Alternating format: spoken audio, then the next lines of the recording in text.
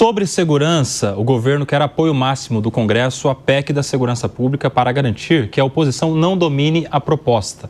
Apesar de ceder em alguns pontos do projeto para tentar amenizar as resistências, parlamentares e governadores da oposição criticam fortemente a medida, afirmando que a União quer concentrar os poderes sobre a polícia e acusando o governo de não ter competência para gerir as forças sozinho. Entidades policiais também reagiram de forma contrária à proposta e chamaram o texto de inadequado e desnecessário, acusando o ministro da Justiça de tentar desviar a atenção dos reais problemas do país. A crise na segurança que o país enfrenta veio à tona em pesquisa Datafolha, que revelou que 58% dos brasileiros veem o crescimento da criminalidade nos últimos 12 meses. Sobre este assunto, a gente recebe aqui no Tá na Roda desse domingo o deputado federal Paulo Bilinski, que é presidente da Comissão de Segurança Pública da Câmara dos Deputados. Deputado, bem-vindo, um prazer te receber.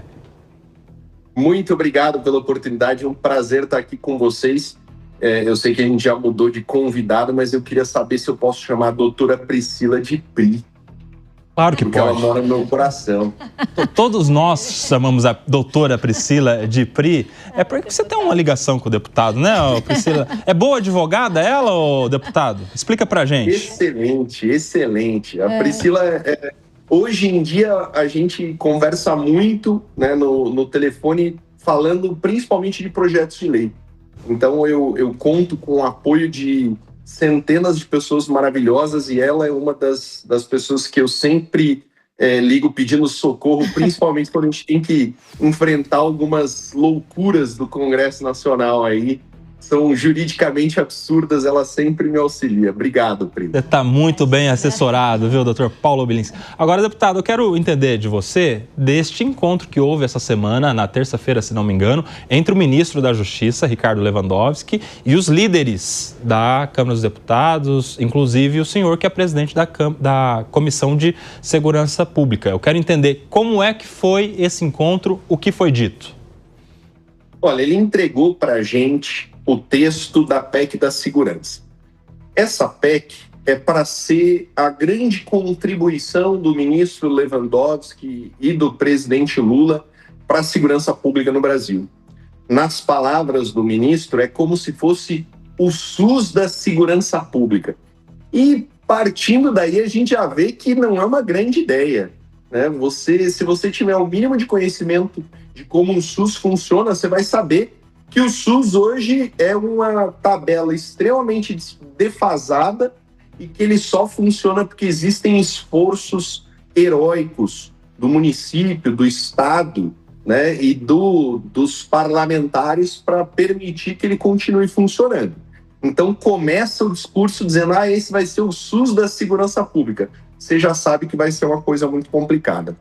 Mas a história dessa PEC, a história desse texto, começa no final do ano passado, quando Lewandowski apresentou essa alteração de competências legislativas da União. Então, altera a Constituição Federal para permitir que a União legisle sobre segurança pública em situações que, desde 1988, ela não pode. Ele altera as competências da Polícia Rodoviária Federal, da Polícia Federal, e, por final, ele insere a GCM no 144 caput da Constituição. Mas veja, o texto que foi apresentado no final do ano passado parava na competência da Polícia Rodoviária Federal e da Polícia Federal. Não falava sobre GCM no 144.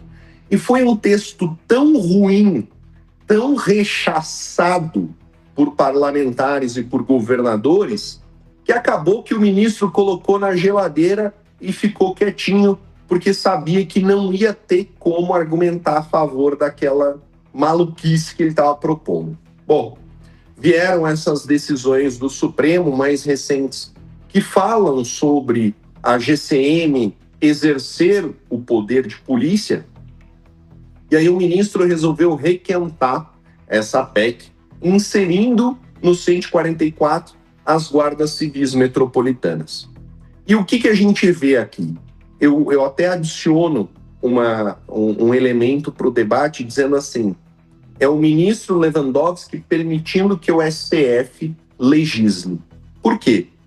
Porque os artigos da PEC que falam sobre a restrição da GCM somente poder realizar patrulhamento urbano e a obrigação da GCM ter uma ouvidoria externa e receber, sofrer a fiscalização externa do Ministério Público, são trechos de votos dos ministros do STF. Então, assim, o que a gente tem na mão é uma PEC absurda, uma PEC que não contribui em nada para o estado da segurança pública no Brasil, mas que traz para a União muito mais poder, engessando a GCM, que é o que a gente tem de mais moderno, digamos assim, em descentralização do poder de polícia. Tá, eu vou abrir aqui para o nosso time te fazer algumas perguntas. O Gesualdo Almeida vai te fazer a primeira pergunta. Deputado, boa tarde. Deputado, eu pude dar uma olhada também no texto dessa PEC e evidentemente que agora ela sai da mão do Executivo e passa a ser debate da Câmara, que poderá trazer as suas contribuições. Mas em especial deu para perceber que se aumenta as atribuições da Polícia Federal, principalmente para crimes ambientais, fala-se também da GCM, e parece que a perspectiva é unificar a troca de informações entre essas polícias, pelo menos do ponto de vista da ideia. Embora ali haja uma armadilha. Se os entes federados não cumprirem os requisitos impostos pelo governo federal, pode haver restrição no repasse de verbas. Dentro dessa perspectiva, a oposição para o debate dessa PEC contribuirá com quais propostas? Essa pergunta é muito boa e ela reflete uma forma de pensamento do governo federal americano. Nos Estados Unidos, os estados são muito independentes. E o Donald Trump, hoje o presidente dos Estados Unidos, ele tem algumas ferramentas que ele pode utilizar para convencer os estados a seguir as políticas dele. Porque os estados são bem independentes em relação a alguns pontos. E uma das estratégias do Donald Trump é cortar o financiamento federal para esses estados. Só que se a gente for analisar o financiamento federal para a segurança pública no estado de São Paulo, a gente vai perceber que não existe. É praticamente nulo, ínfimo, comparado com o investimento que o estado faz. Então, essa ferramenta de convencimento, ela não tem tanta força e não tem tanta utilidade.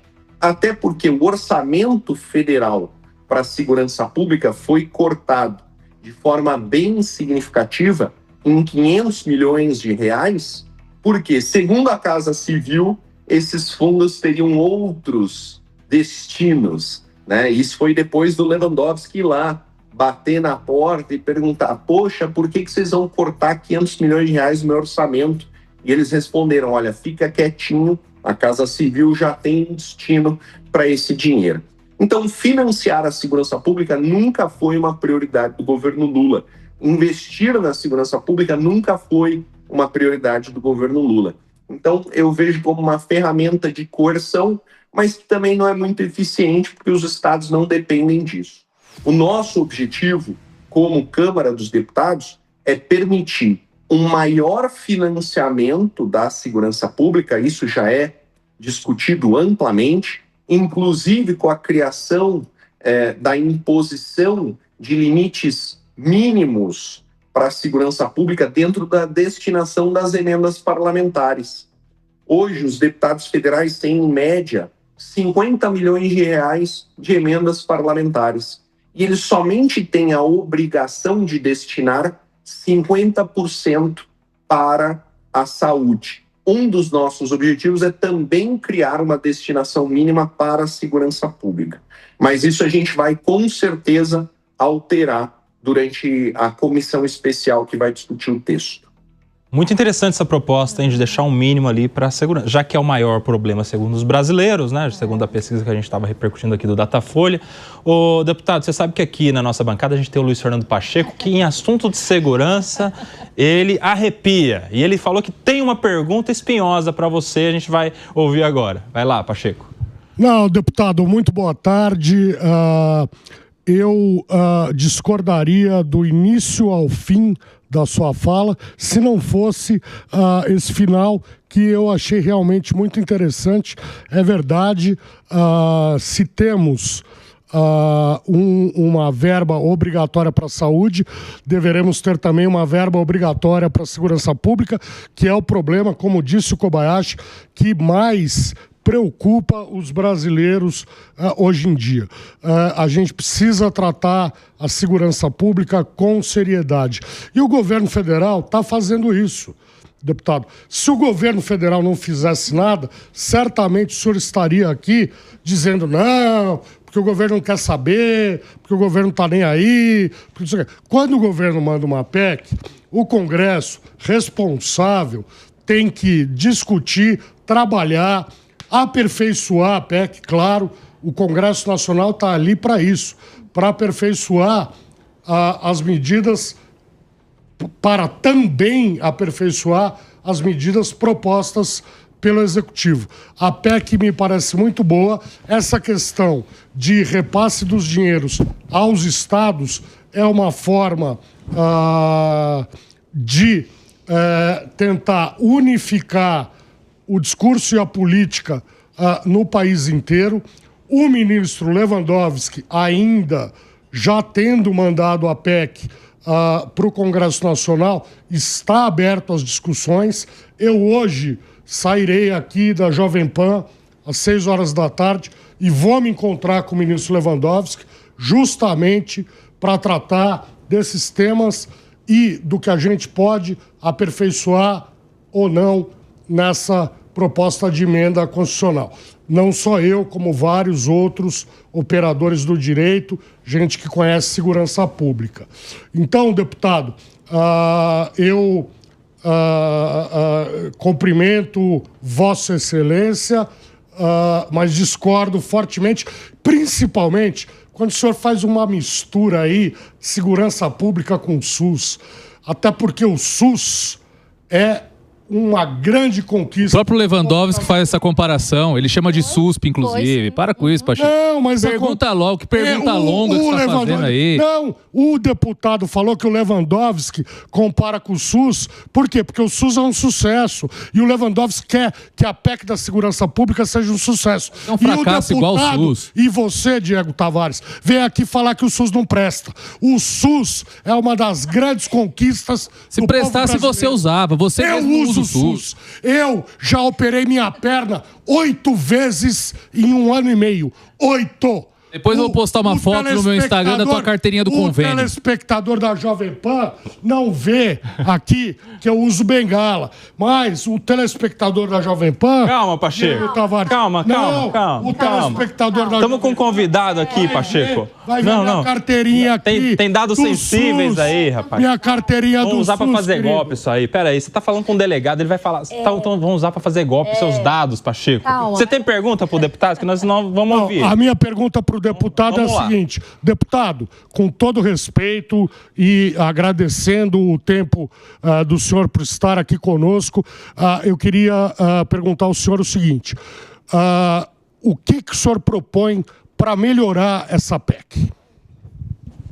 Pacheco, eu vou responder diretamente para você, porque assim, a sua análise eu achei interessante. Então vamos lá.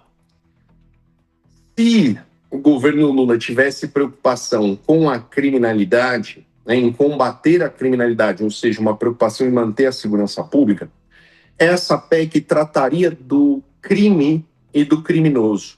Ela não trata de nada disso. O que essa PEC faz?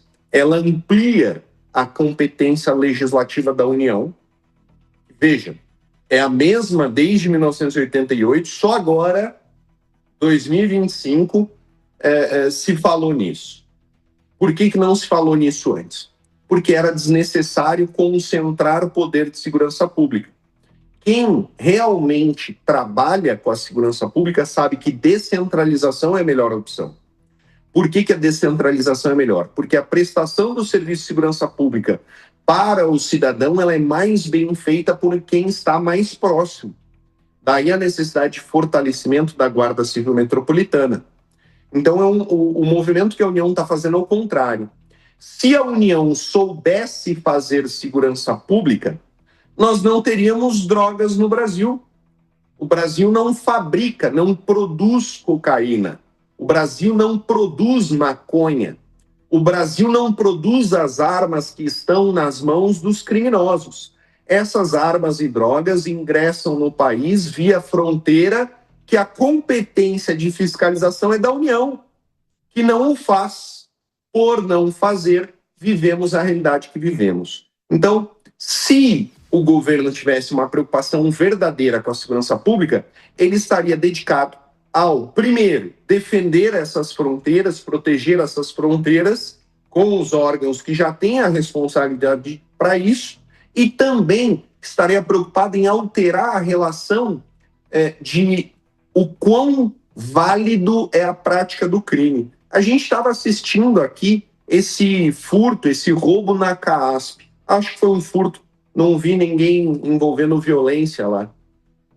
Quem praticou esse furto na CAASP o praticou porque sabia que a chance de ser preso era muito pequena, que se fosse preso seria condenado a uma pena muito baixa, que não cumpriria a pena de prisão e que gozaria de uma série de institutos que permitiriam que ele fosse em liberdade cedo, rápido.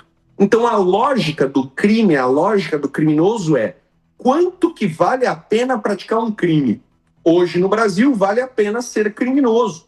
Hoje no Brasil é mais fácil ser criminoso do que ser honesto. Ser bandido é algo que tem uma grande facilidade. Então, se você me perguntar o que nós realmente poderíamos fazer para contribuir de verdade para a segurança pública, primeiro, manter o criminoso preso. Segundo, impedir a progressão de regime.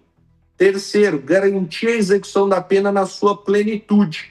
Se a gente se dedicar a esses pontos, aí sim você altera a lógica do crime para que o criminoso saiba, no momento da escolha, que realmente não vale a pena praticar o crime, porque eu vou ser pego, eu vou ser privado da minha liberdade e durante a execução da pena eu não vou ter direitos e regalias como hoje são executados. Então, essa é a minha visão. Essa PEC é uma jogada de poder, é uma jogada em que a União concentra atribuições em si, que ela expande a capacidade, na verdade não a capacidade, a atribuição da Polícia Federal sem expandir o efetivo. A Polícia Federal tem 10 mil homens. 10 mil homens para o Brasil inteiro. A Polícia Penal de São Paulo tem 40 mil, a Polícia Civil tem 30 mil, a Polícia Militar tem 100 mil. A Guarda Civil Metropolitana da capital tem 8 mil homens. E você quer me dizer que a Polícia Federal precisa de mais atribuição? Ela não faz o mínimo. Ela não tem capacidade para fazer o mínimo. A Polícia Federal acabou de negar uma atribuição que foi conferida via decreto de fiscalização de armas, porque não tinha gente para desempenhar essa função. Então, colocar mais atribuição para a Polícia Federal e Polícia Rodoviária Federal é um erro. O que eu estou entendendo aí, o deputado, é o seguinte: você está dizendo é que a PEC é da segurança, mas não resolve a segurança, que na sua visão deveria ser tratada com todas essas outras propostas aí, de execução de pena, de quantidade de pena, enfim, e não com mexer nas competências. É isso que você está falando? Até porque, isso é interessante que fala o deputado, a Polícia Federal, o que ela faz hoje, sem ainda essa PEC ser levada adiante, sem aprovação? Ela deve investigar, a Polícia Federal, investigar crimes de competência federal, que é um resíduo, né? Que é ali um resíduo não, que é o que já está previsto na Constituição. Isso mesmo, é residual. Dentre as quais as condutas, aquelas de corrupção com o dinheiro federal. Ou seja, se a Polícia Federal focasse só no que é importante, no que precisa, a gente já teria ali ela cumprindo seu papel, resolvendo corrupção, Pacheco. Você sabe por quê? Eu só quero fazer uma correção. Você já fala. Só quero fazer uma correção na sua fala. Você já corrige. Você errou. Mas você já corrige, você vai ter a palavra. Mas a questão é a seguinte: desde o começo desse governo, a gente está vendo. Polícia Federal agora vai começar a cuidar de burocracia de CAC, que era das Forças Armadas, foi para a Polícia Federal. Ou seja, mais uma atribuição. Pela PEC, vai ter mais competências em outros crimes. mais coisa para eles fazerem.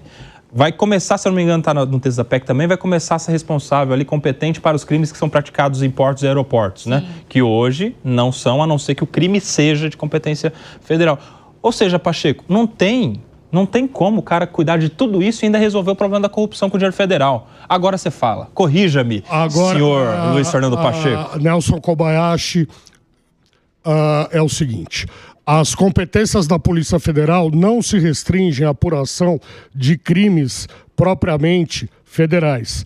A Polícia Federal, regra, né? A Polícia Federal tem competência para apurar crimes que são transestaduais, por exemplo... Isso é de competência da Polícia Federal. Por exemplo, uma organização criminosa que atua em São Paulo, Mato Grosso, Rio de Janeiro, Goiás, isso é competência da Polícia Federal. Não é da Polícia Civil de cada estado. Uma organização... Mas não muda nada o que eu falei, Pacheco. Uma organização... Claro que muda. Como não muda. Você deve ter entendido alguma coisa errada. Apura crimes transnacionais também. Sim. A Polícia Federal, se o deputado me diz aqui que temos uma carência de recursos humanos na Polícia Federal... não é esvaziar o papel da Polícia Federal, é ao contrário, é dotar a Polícia Federal de mais recursos, de mais dinheiro, de mais investimento, de mais homens e mulheres combatendo a criminalidade. Mas você faz isso, depois você dá mais atribuições. Tá tomando uma lógica, a PEC toma uma lógica totalmente contrária. Você dá mais atribuições, dá mais trabalho para a Polícia Federal antes de conferir a estrutura. São as atribuições e os trabalhos que fazem... com que aquele que está ali na administração pública sinta a necessidade de aumentar o contingente. É por isso que nós temos no Brasil os serviços públicos mais ineficientes comparados com o resto do mundo. A Polícia Federal Porque assim, a lógica aqui sempre é essa. Vamos primeiro dar trabalho, dar atribuição, vamos dar a competência e depois a gente vê como faz. Depois a gente vê a estrutura. Eu tenho 30 anos de advocacia criminal. A polícia carteirou tempo de advocacia. Carteirou. Vamos ouvir. Tenho 10 e nem é na criminal. Carteirou tempo de advocacia, vamos pra próxima. Isso é etarismo, vamos lá. Isso é etarismo. Um de cada. Vamos lá. Nós vamos ouvir agora o delegado. Depois do primeiro governo Lula. Vamos lá. O Márcio Tomás Bastos... Pachecão, vamos girar a roda aqui. Você vai fazer pergunta pro deputado agora, depois dessa carteirada de tempo de advocacia. Depois de ter sido chamado de menino aqui, de jovem advogado, muito obrigado pelo elogio, Pacheco. Eu quero levar... a idade do meu filho, cara. Eu quero levar essa discussão, deputado, para o aspecto mais político desse debate. Porque o que a gente observa com essa PEC da segurança pública é a esquerda brasileira tentando se apropriar de uma pauta que tradicionalmente é da direita. Você acredita, isso também, até fazendo um adendo aqui, muito bem estampado na questão da Erika Hilton, sua colega de Câmara, ter apresentado a PEC da escala 6x1, por exemplo, que é uma pauta do trabalhismo, daquela base mais clássica, mais ortodoxa dos governos de esquerda. Esse movimento, de certa forma, vai prejudicar no ano que vem o eleitorado de direita? Você acha que a esquerda vai conseguir morder um pedaço desse eleitorado tradicionalmente da direita que tem a segurança pública como a sua principal preocupação? Veja, são duas pautas muito importantes, segurança pública e economia. São duas pautas que o cidadão ele não precisa estar informado para conhecer, porque ele sente na pele. Né? Ele não precisa ler jornal, ele não precisa assistir aqui a Jovem Pan para saber que a economia está uma merda. É só ir no supermercado. Ele não precisa ler revista e assistir jornal para saber que a segurança está ruim, porque ele é vítima de roubo, a família dele é vítima de roubo. Então, são duas pautas que o Lula não se dedicou a trabalhar. Muito pelo contrário, ele colocou ministros incompetentes para lidar com esses temas e agora ele está sofrendo a pressão da realidade. A economia está uma merda, a inflação está alta, os alimentos estão caros, a segurança pública está abandonada, todo dia o cidadão é vítima de roubo e o crime ele se comunica com muita facilidade, né? Você saber que você é vítima de crime ou alguém que você conhece ser vítima de crime é um tipo de informação que você compreende de forma muito rápida. Então, as tentativas da esquerda de solucionar esses problemas são tentativas tão incompetentes quanto eles, né? essa questão da escala 6x1, a Erika Hilton trouxe depois da vitória do Trump nos Estados Unidos. Por quê? Porque lá a esquerda perdeu muito espaço dentro daquele radicalismo que eles estavam cozinhando. Então, a pauta woke, o DEI, todas aquelas, o transgeneranismo, tudo isso resolveu-se de uma forma muito clara nas urnas. O cidadão americano estava cansado dessa pauta de esquerda radical. Então, a Erika Hilton trouxe essa PEC do fim do 6x1 para tentar se posicionar como, olha, não é só que eu sou trans e eu quero que seus filhos sejam trans, eu quero que as crianças passem por tratamento hormonal. Não, eu também quero que a gente não trabalhe mais para o 6x1. É um desespero pessoal da esquerda de perder as eleições em 2026, porque a pauta deles é muito extrema, é muito radical e é desagradável para a população. Eu acredito que a PEC da segurança pública não seja necessariamente uma pauta eleitoral em relação à PEC. É sim um problema, tanto que você vê uma mudança de discurso do Lula, né? Dizendo que ele não quer que o Brasil seja um país reconhecido por ladrões de celular. O que ele está tentando comunicar? Ele está tentando comunicar que ele quer que a gente seja seguro, mas ele não faz nada para alcançar esse objetivo. Essa PEC, o que a gente vai fazer com ela? A gente vai pegar o texto, a gente vai arrebentar aquilo que é ruim e colocar o que realmente importa. E como essa PEC começa pela Câmara, ela termina pela Câmara também. Não adianta o Senado querer modificar o texto, porque a última palavra é nossa. Esse é o nosso objetivo. Perfeito. O Gesualdo tem mais uma pergunta. Deputado, é a função do Legislativo exatamente debater essa PEC, mas o senhor apresentou aí um tripé para tornar a população mais segura, né? Entre elas, finalizando, né, como teoria teológica, o efetivo cumprimento da pena. Aí ele pergunta, para mudar o Código Penal, o Código de Processo Penal e principalmente a Lei de Execução Penal, não precisamos falar de emenda constitucional. Basta que a iniciativa legislativa parta do deputado ou da sua bancada. Assim, a pergunta para o senhor e para a sua bancada: quais são as propostas que vocês trouxeram de alteração nessas legislações até agora para trazer mais segurança para a população? Como presidente da Comissão de Segurança Pública, eu tenho essa missão, essa função de priorizar aquilo que é mais importante para o país. E a gente tem hoje uma grande vantagem, que é ter um presidente na Câmara alinhado com a pauta da segurança, que compreende a importância da pauta da segurança, e também o presidente da Comissão de Segurança Pública do Senado, do nosso lado, que é o Flávio Bolsonaro. Então, o que a gente montou como prioridades? A prioridade é que cada deputado converse com o seu governador, com o seu secretário de Segurança Pública, com o seu secretário municipal, para trazer a realidade do Estado. O Brasil é muito grande e cada Estado tem uma realidade diferente em termos de segurança pública. Para o Estado de São Paulo, conversei com o governador Tarcísio, e o que é mais importante para ele? A reincidência criminal, que é causada também pela facilidade de progressão, tá? E a progressão. Então, a facilidade de reincidência e a facilidade de progressão, elas andam em conjunto para aumentar a criminalidade, porque elas diminuem a sensação de que o crime não vale a pena. Esse é o nosso objetivo principal no estado de São Paulo: diminuir a reincidência, diminuir essa forma de cumprimento da pena, alterar a forma de cumprimento da pena, para que não ocorra uma progressão tão rápida, para que não existam tantos institutos a favor do bandido de uma forma tão tranquila, para que a gente consiga fazer com que o crime não valha a pena. Muito bem, ô deputado, a sua amiga aqui, a Pri, quer te fazer uma pergunta também sobre a PEC. Sim. Boa tarde, deputado. Muito bom falar com Vossa Excelência. Mas aqui também vou pedir licença, já que Vossa Excelência me chama de Pri, para te chamar de Billy. com todo respeito. Brincadeira à parte, a minha pergunta é a seguinte: a gente sabe que as entidades policiais, elas ficaram, né, elas criticaram de alguma maneira essa PEC.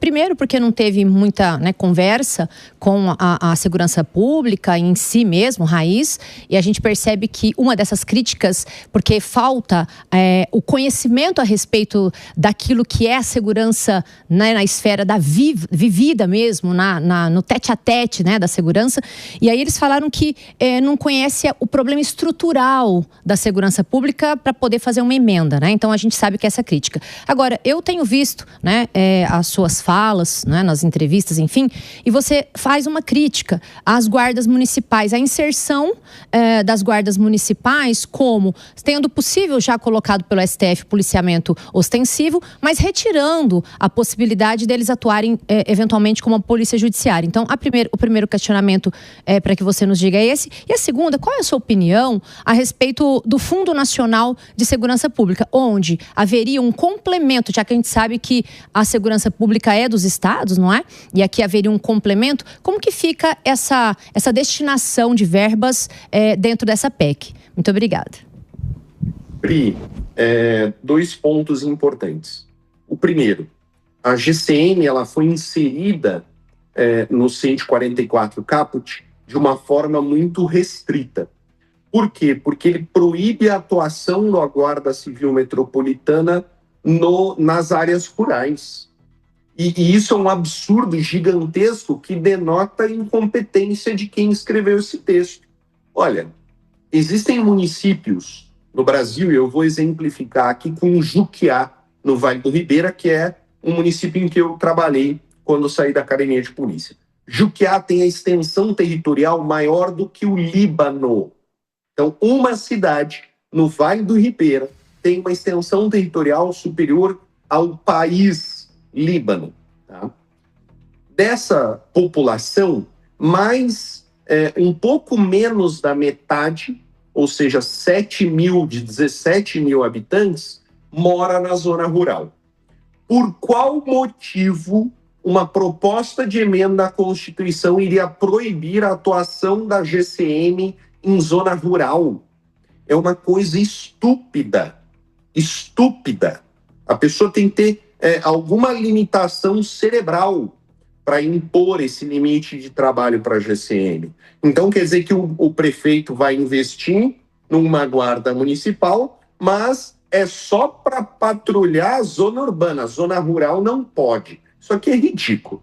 Segundo ponto, o ministro inseriu a GCM no 144 como Guarda Civil Metropolitana, não como Polícia Municipal. Pô, custava ouvir os policiais municipais? Custava ele olhar para as inúmeras ações judiciais que foram impetradas pelos prefeitos para poder garantir a alteração da nomenclatura? Custava ele olhar para o 144 e ver que todo mundo ali está com a nomenclatura polícia e que o único que seria diferente era a GCM? Entendeu? Para que ele coloca essa limitação? O que ele ganha? E eu perguntei para o ministro, foi a primeira coisa que eu perguntei na mesa de café da manhã do presidente da Câmara. Eu perguntei, ministro, por que não está a polícia municipal aqui? E a resposta dele, para não causar confusão na população. Porra, puta resposta fraca, resposta sem conteúdo, né? Vamos reconhecer que é polícia municipal e ponto. Vamos garantir para eles a liberdade para atuar em todo o município e ponto. São essas besteiras que mostram que o cara não tem capacidade para fazer essa PEC, que ele não está motivado pela segurança pública. Ô deputado. Desculpa, eu não respondi sobre o Fundo Nacional. Mas fala rapidinho aí, em 30 segundos. O que você pensa sobre o Fundo Nacional? Eu já tenho uma proposta. Eu acho que isso aí devia ser meio que automático para os estados, independente de qualquer coisa. Não é isso? Exatamente, é exatamente. Coloca lá no texto, quando você for discutir isso aí, coloca meu nome. Beleza? O único estado Emenda que não Kobayashi. inclui o Fundo Nacional de Segurança Pública é o estado de São Paulo. Tá? Só para vocês entenderem qual que é a realidade política do fundo. Enquanto você estava falando aí, o Pacheco estava discordando de quase tudo o que você estava falando e estava pedindo a palavra desesperadamente. Fala, Pacheco, rapidão, porque depois eu vou discutir com o deputado uma última proposta que ele apresentou, polêmica também, aquela do Lula.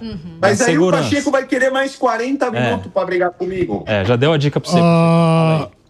Deputado, eu vou ser bastante breve, não vou mais discutir com Vossa Excelência. Eu queria só saber o seguinte, o senhor falou aí de várias questões de segurança pública, progressão de pena, o discurso mais retrógrado possível que pode existir.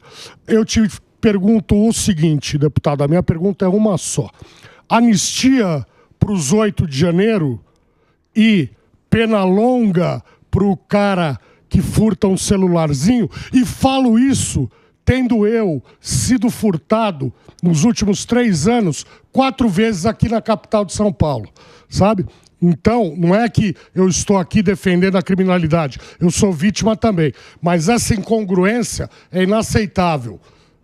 Anistia para 8 de janeiro, pena grande para um furtador de celular? Vamos respeitar, né, meu? Vamos lá, Pacheco. Qual que é a pena para quem escreve perder o mané com uma estátua? E se você não respeitar, a pena não é nem... Se você não responder... A pena tem que ser muito alta para quem escreve perder o mané na estátua da justiça, na Praça dos Três Poderes desse país. Pena alta, isso é um descaramento. Essa mulher aí, ela vai acabar deputada federal. Eu gosto de ver gente de esquerda punitivista, Pacheco. Coisa, você está sendo desonesto. Desonesto, eu? O que, deputado? Hã? Desonesto.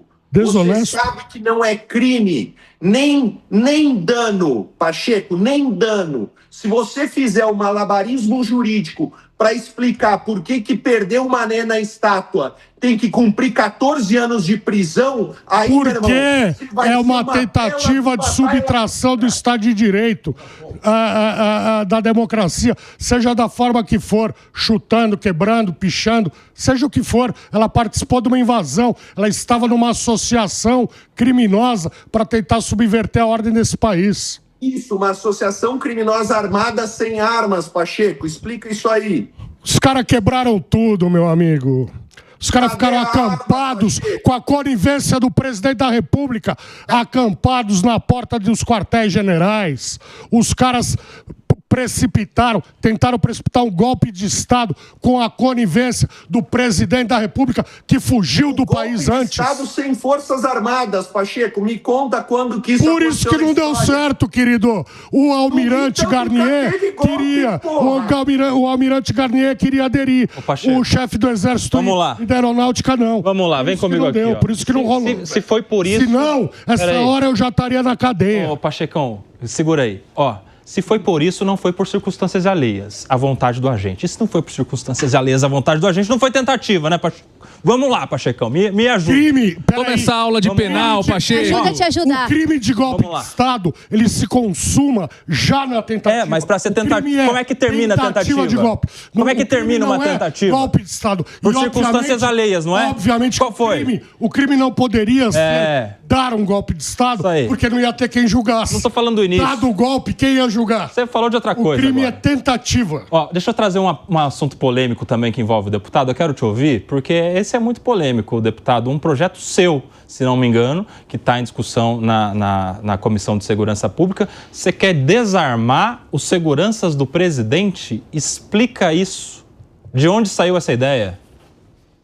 Olha, esse projeto de lei ele é de minha autoria, ele é de 2023 e ele é uma resposta coerente à política desarmamentista do Lula. O Lula, desde o dia 1º de janeiro de 2023, ele e seus ministros fizeram tudo que estava à disposição deles para desarmar o cidadão de bem, para tirar a arma da mão daquela pessoa que tinha a possibilidade de proteger a si mesmo e a sua família. Ele fala que a arma é coisa de covarde. Ele fala que a polícia devia utilizar prioritariamente armamentos menos letais. Então, eu acho que a gente tem que manter o debate exatamente da mesma forma. Se o Lula quer desarmar um cidadão de bem, ele também tem que ser desarmado. Não existe motivo para a segurança do Lula estar armada, estar bem treinada, e o cidadão de bem jogado às traças, o cidadão de bem exposto à criminalidade. Então, a gente tem que deixar bem claro, todo governante que quiser desarmar o cidadão será desarmado. A vida do Lula não vale mais do que a vida de qualquer outro cidadão. Então, se a vida do Lula pode ser protegida com armas, a vida do cidadão também pode ser protegida com armas. Se você quer tirar a arma do cidadão, Lula, eu vou tirar a arma de você. Graças a Deus, nossa proposta já foi aprovada na Comissão de Segurança Pública e agora segue para a Comissão de Administração e depois o CCJ de forma conclusiva, ou seja, não vai ao plenário. E aí, Pacheco, mas é uma proposta polêmica aí. O nosso deputado Paulo, querido deputado, que o lobo perde o pelo, mas não perde o vício, né? É delegado de polícia, foi um grande delegado aqui em São Paulo, mas esse populismo dessa sua proposta que obviamente não vai passar no Congresso, é flagrante. Você está querendo falar aí bobagem para jogar milho para bode. É óbvio que o presidente da República e os ministros de Estado têm que ter uma segurança diferenciada. Ninguém vai querer, por conta do que eu estou falando aqui na Jovem Pan, pelo menos eu espero, ninguém vai querer me dar um tiro na rua. Agora, o presidente da República, o ministro de Estado, que tomam decisões que afetam positivamente ou negativamente, dependendo da visão que você tiver, é óbvio que essas pessoas têm que ter uma proteção. Isso é óbvio, não tem nem o que debater. Eu concordo com você, Pacheco. O presidente anterior, inclusive, tomou uma facada, né? O ex-presidente, ele tomou uma facada quando era candidato, nem presidente era. Imagine se ele não tivesse... E ele tinha segurança ali. Se ele não tivesse uma segurança, infelizmente o Jair Bolsonaro provavelmente teria sido morto. Aqui eu não tenho esse tipo de seletismo quando a gente está tratando de vidas. Eu fui muito próximo ao ministro Márcio Tomás Bastos, há 20 anos atrás. O Márcio odiava andar com segurança, mas era necessário. Um dia que você anda sem segurança compromete 364 dias que você anda com segurança. Então, a segurança é um mal necessário. Não agrada a ninguém. Eu não gostaria de ter aqui um agente federal armado às minhas costas. E, graças a Deus, não tenho, não preciso disso. As pessoas não gostam disso. Eu sou amigo de muitas pessoas que trabalham no governo federal e que, infelizmente, precisam andar com seguranças. Pode perguntar para qualquer um. Ninguém gosta, mas é necessário, querem ter uma arma para se defender e não podem. Fala aí, deputado. As pessoas que querem ter uma arma para se defender e não podem. E o cidadão de bem, que quer proteger a família dele e não pode porque o governo Lula não deixa. O cidadão de bem portando uma arma é o responsável pela maioria dos crimes familiares, violência doméstica, crime de trânsito, por conta de uma briga banal. Isso aí, Pacheco, eu trabalhei 12 anos na segurança pública. Deputado, 5 anos no departamento de homicídios. Todos nós queremos o bem da sociedade, mas armar a população uma arma não vai Peraí, turma, um de cada. Conclui o Pacheco e depois aí o deputado. O bem da população, assim como o senhor, mas armar a população só vai aumentar a criminalidade, só vai aumentar o número de homicídios. Isso é uma coisa... Perfeito. Que a gente infere do óbvio. Agora a gente ouve o deputado Paulo Bilinski. Olha só, eu trabalhei 5 anos no departamento de homicídios, eu tenho 12 anos de polícia, eu nunca atendi um crime praticado com uma arma legal. Nunca. Eu acho que deve ser uma coincidência. Isso que o Pacheco falou, que o mais armas, mais crimes. Isso aí é uma besteira que é comprovada pela própria estatística. Nos Estados Unidos você tem 3 armas por cidadão e você não tem o número de crimes que a gente tem no Brasil. O criminoso tem acesso livre a armamentos para praticar crime e o cidadão de bem não tem acesso a nada porque o governo não deixa. Essa falta de paridade de armas é que tem que ser criticada. Então, deputado... O criminoso tem amplo... Espera aí que eu estou falando, Pacheco. Sim, senhor. Então, o criminoso tem amplo acesso à arma de fogo. A Polícia Federal não faz nada para impedir que essas armas entrem no Brasil. O cidadão é vítima e o governo diz assim, mas você não pode se defender. Você não tem direito a ter uma arma para se defender. Porra, Pacheco, aí é de fuder um cidadão de bem, né, porra? Ele tem aí você vai F a gente, deputado, com esse linguajar. Agora, 4h40 da tarde. Eu queria só fecha aí, Pacheco, brevemente dizer o seguinte. Essa semana eu li no jornal que grande parte das armas que têm sido apreendidas pela Polícia Paulista são armas registradas no CAC de pseudos colecionadores. Mentira! Mentira! Mentira! O senhor já falou, é a segunda vez que o senhor me chama de mentiroso. Eu não estou gostando disso. Eu sei que é mentira. Fica esperto, hein, deputado? Eu sei isso que é uma ameaça, Pacheco? É uma ameaça legítima de processo. Mentira, senhor. Calma. Você é mentiroso. Mentiroso. Vamos lá. Bota a bola no chão aí, Jesus. Você que é o craque da camisa número 10 aí do time dos advogados, ô Gesualdo? Bota a bola no chão, rapidinho, sua opinião sobre esse projeto aí. Deputado, tendo em vista que o senhor defende o armamento, essa legislação que o senhor apresenta não é uma legislação de deboche? Isso não falta seriedade tratar uma legislação desse nível? E mais, o senhor está atingindo um grande aliado seu, que também é o Bolsonaro, que vai ficar sem escolta armada.